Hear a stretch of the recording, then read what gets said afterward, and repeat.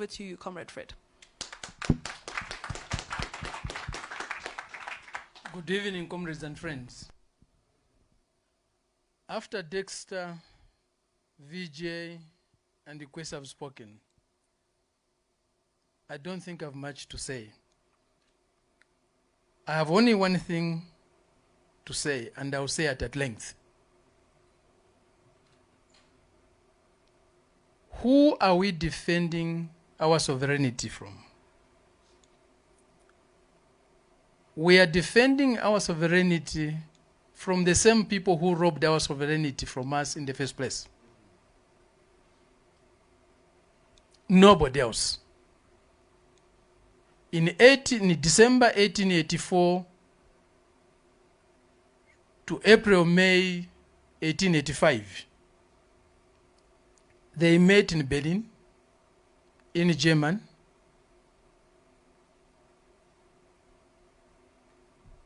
Representatives of the key European nations of the time, including representatives of the United States, which had just gained its independence in 1776, plus representatives of the Tsar in Russia. No African was present there. They met to take away our sovereignty, to take away the sovereignty of our motherland, Africa. We were one continent, one country.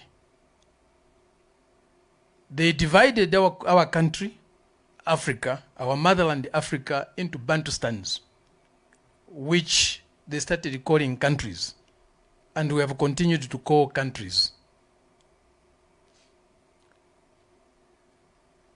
In that way, they took away our sovereignty. We fought back.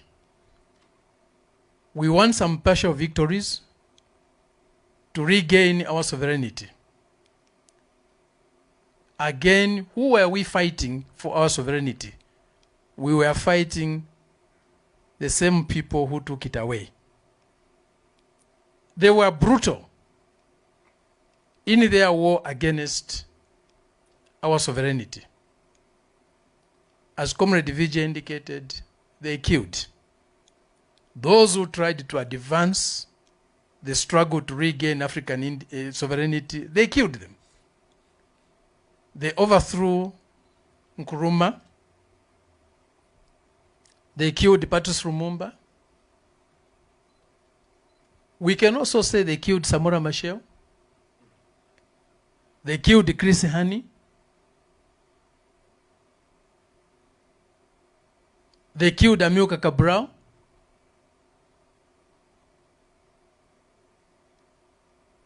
They killed Gaddafi. They killed Nasser.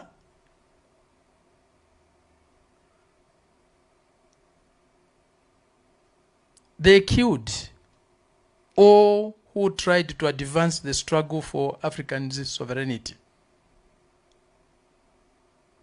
Today they are coming back. The same people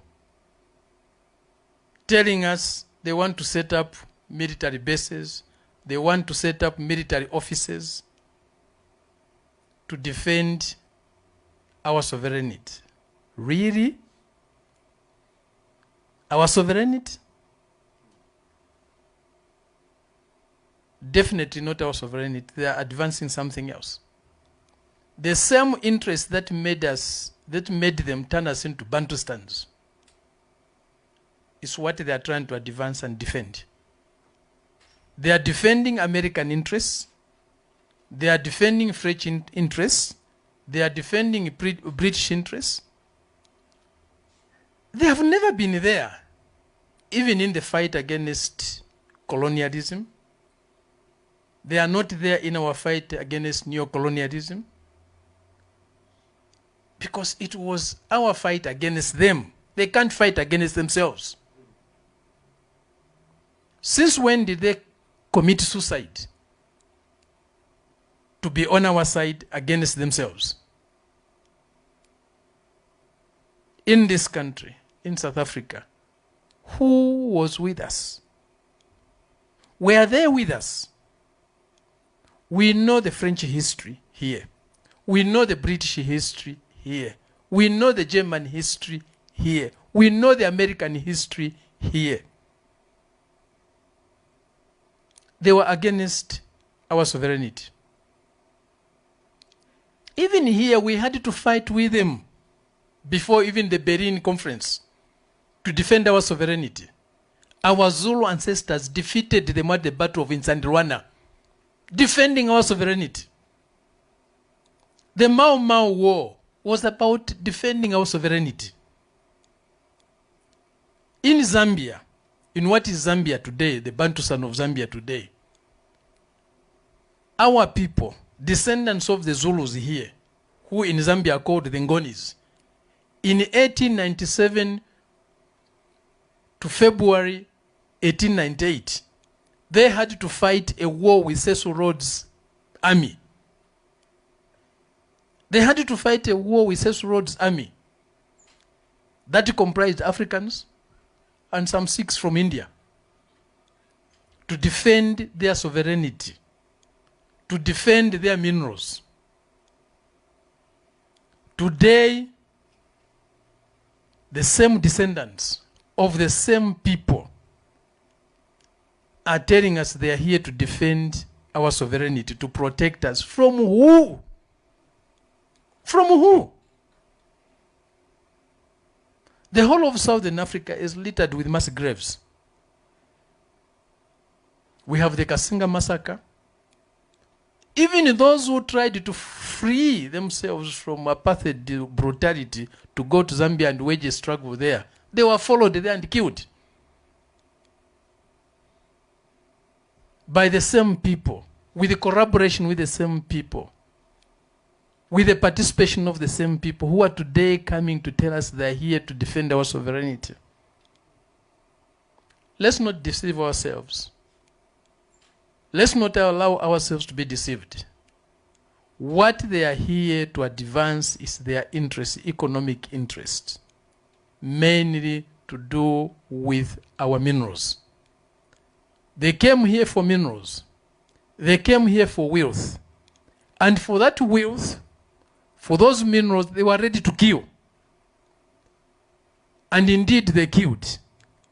They are still coming here to set up bases, to set up military offices, again for minerals. Wherever they have got mineral interests, they always take an army. They have defended their interests, they have advanced their interests with their armies. They are here again. And all the time, they find puppets to recruit from among our people.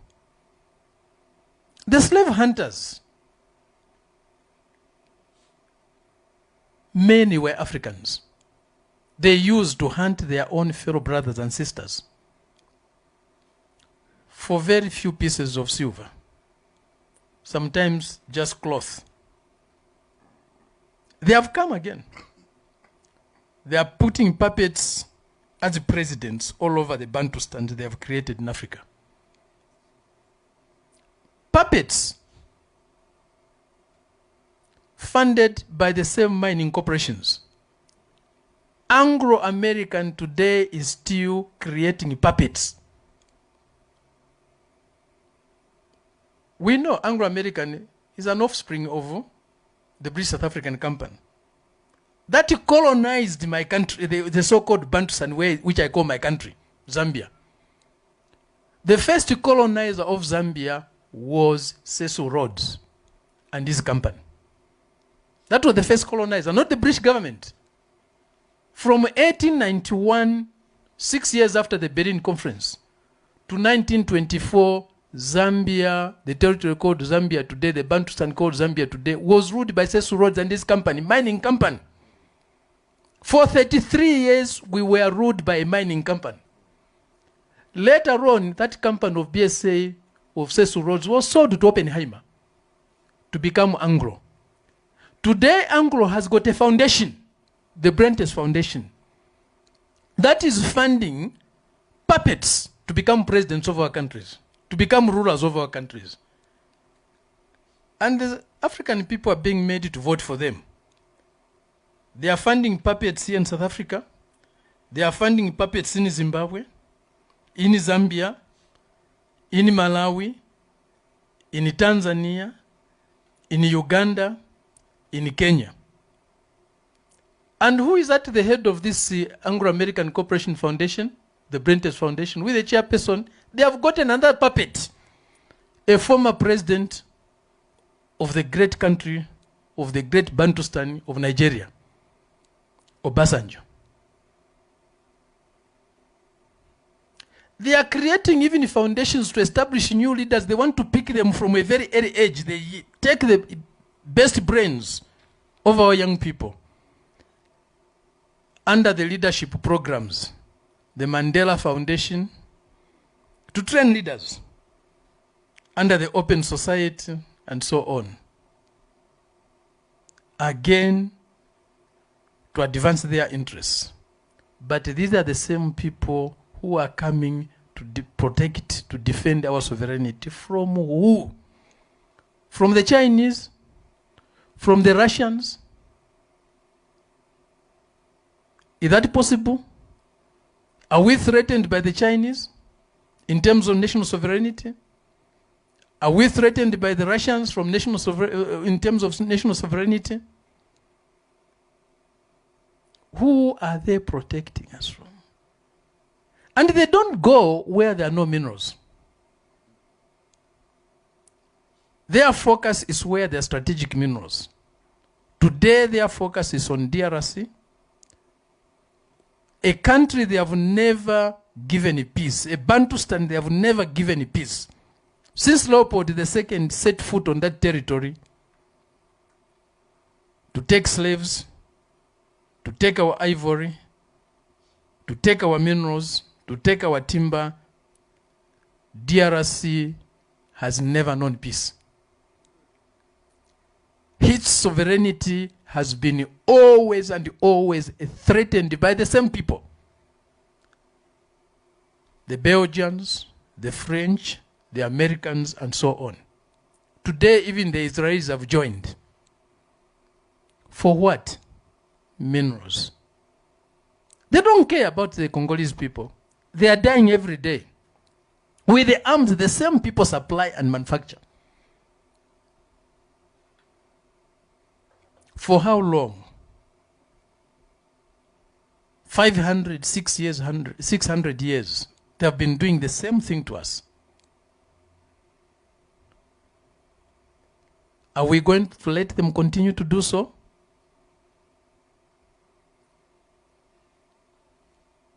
It gets dark sometimes, but the morning comes. Our morning must come. Wherever there is a crucifixion, there must be a resurrection. Our resurrection must come. When you go to sleep, there's time to rise.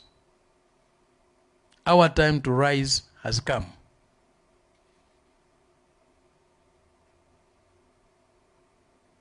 We have inspiration. We have Chrissy Hani. We have Joe Slovo. We have Amilcar Cabral. We have Patrice Lumumba. We have Nkrumah. We have Thomas Sankara. And many others to look up to for inspiration, for courage, for determination, and for the light to see where we are going. Thank you very much.